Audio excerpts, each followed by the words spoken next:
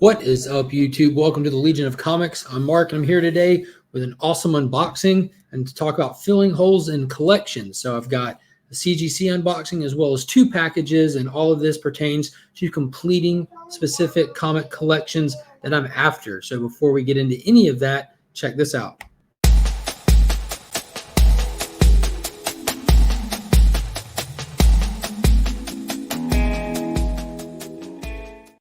So if you haven't already, be sure to hit that thumbs up, consider subscribing to the channel, and ring that notification bell so you don't miss whenever future videos drop. All right, without any further ado, first package. So this person reached out to me on Instagram. It's somebody that I've gotten stuff from before. I'm in group chats with him as well from some other community stuff. And he's a great guy. He knows that I'm collecting this stuff, and he reached out and asked me if I was looking for any, that he was going to be selling them, and he sent me his list of what he was getting rid of. So I picked up the few that he had that I did not have. So I'm looking forward to adding these to the collection. It pertains to my favorite comic character of all time, which for being such a DC heavy guy here in modern times, it's pretty funny that my all-time favorite superhero is in fact not a DC Comics character, but it is none other than the Incredible Hulk.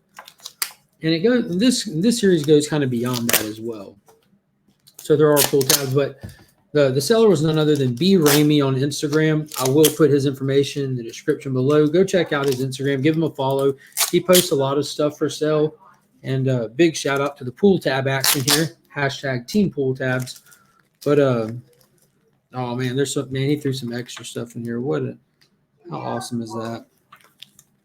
So I'm going to show you the extras first. So I'm a big Hulk guy, so I do collect Hulk. I collect all of his stuff, and I do take into consideration that I am a second generation collector. My dad has tons of stuff, so I try to aim for the stuff that I know he doesn't have for the most part. Just between the two of us, try to put together that complete Hulk run in the long run. But he did throw in some extra Defenders in here, which is fantastic. That amazing cover with Namor fighting the Hulk there. And that is Defenders issue number 52, as well as issue number 22. And the final one he has in here, issue number 38. Look at that awesome cover, man. I don't think I had any of these. I'm not too heavy on my Defender stuff. And even a handful of them I know I've AOK'd out in the past. And yeah, so with the Hulk, as most people know, he only had 6 issues when he first came out, and that was it. And then he later appeared in issue number 59 moving forward of Tales to Astonish. And then in issue 102 they rebranded Tales to Astonish The Incredible Hulk. It kept the numbering and just changed the title and became his solo book. So today from B. Ramey, I've got number 67 to put into the collection there. Number 58, I threw one on the ground. And number 56. And then it goes as low as number 51. So as you see, most of these are Giant Man and Wasp issues. So Tales to Astonish started out as a monster book, just showing off different monsters each issue. It's even where Groot made his first appearance in the early issues, I think number 13. But along the way, it first introduced Ant-Man and introduced the Wasp, the Black Knight, and eventually Ant-Man became Giant Man, which I've got that book. I think it's issue 49, and he kind of took over the title. It was like his title for a while. And then in 59, they had the Hulk come back in and fight Giant Man. And then with issue 60, they started doing this split like this, where they would share the cover, and then you'd have one on one side, one on the other, or top and bottom, whatever. And then eventually Submariner came in, and Submariner and the Hulk shared the book. And then eventually they just alternated covers, and then Hulk took it over.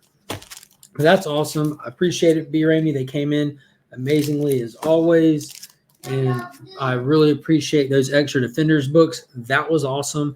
So like I said, guys, if you haven't already checked out his stuff, be sure to go check out his page. I'll leave the link in the description below. And this next book here, this was from an eBay seller. And I think this is the first time in a long time that I didn't actually talk to the seller after I purchased it before it came in. And I normally like to reach out and talk to them and let them know about the channel, try to give them a good shout out and all that stuff. But I did not speak to him. I've just been so busy lately that it didn't cross my mind. I caught this in an auction at the tail end. Glad that I got it. Came in an old-fashioned top loader here. It is definitely beat up. Like it was definitely just simply like a port of good quality. But it said it was complete. It definitely looks complete. Absolutely readable. Tore up from the floor up though. The things even filled out on the bottom there. That's awesome. But this is Tales to Astonish issue 31. It was dirt cheap. Couldn't pass it up. Absolutely dirt cheap. And it's funny how many times mummies appear on the cover of this series. But it's pretty cool. Good stuff. I'm going to rebag and board that. Check it off the list. Read it and file it away. But these old Tales to Astonish, this is pre-Marvel era even. This isn't even Marvel Comics. This is Atlas Comics before it got rebranded Marvel. But awesome stuff. Yeah, so that's the one that will be the placeholder for this issue until I find a better copy down the road for an equally astonishing price. See what I did there. So next one up, we've got a CGC in. And this is not Tales to Astonish. Those CGCs are not cheap. Oh no, Packing Peanuts. No! Where do people even find Packing Peanuts to put in pack? Like, who just has Packing Peanuts laying around? Like, you have to go out of your way to get Packing Peanuts. Oh, they're the worst. So this is a series that I did read the first 3 issues of. I did pick it up, and it wasn't bad. I enjoyed it. It was just something that I could shave off my pull list early on, and I went ahead and did that. But this is... Wow, that looks really good with that blue label. Jeez.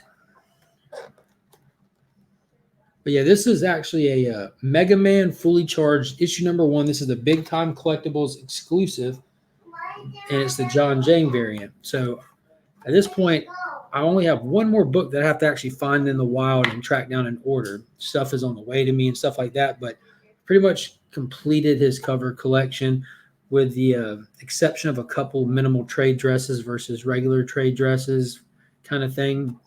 But I try to get the Virgins, or the most exclusive out of the bunch, as the one to keep. But yeah, this is Mega Man Fully Charged, the John Jang Big Time Collectibles exclusive. And I'm sorry about the glare, but this is just wicked.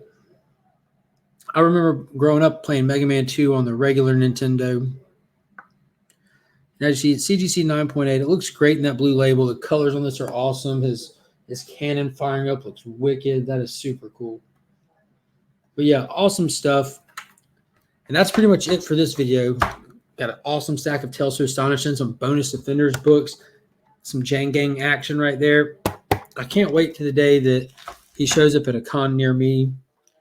It's going to be a good day. But that's it. So if you haven't already, hit that thumbs up. Be sure to subscribe to the channel. If you're looking to buy any comics, there is a link in the description below to my secondary Instagram page. We're selling a bunch of back issue comics, and feel free to follow that page, as well as reach out and ask any questions if you're looking for anything in particular. And until next time, guys, as always, I'm Mark, but we are Legion.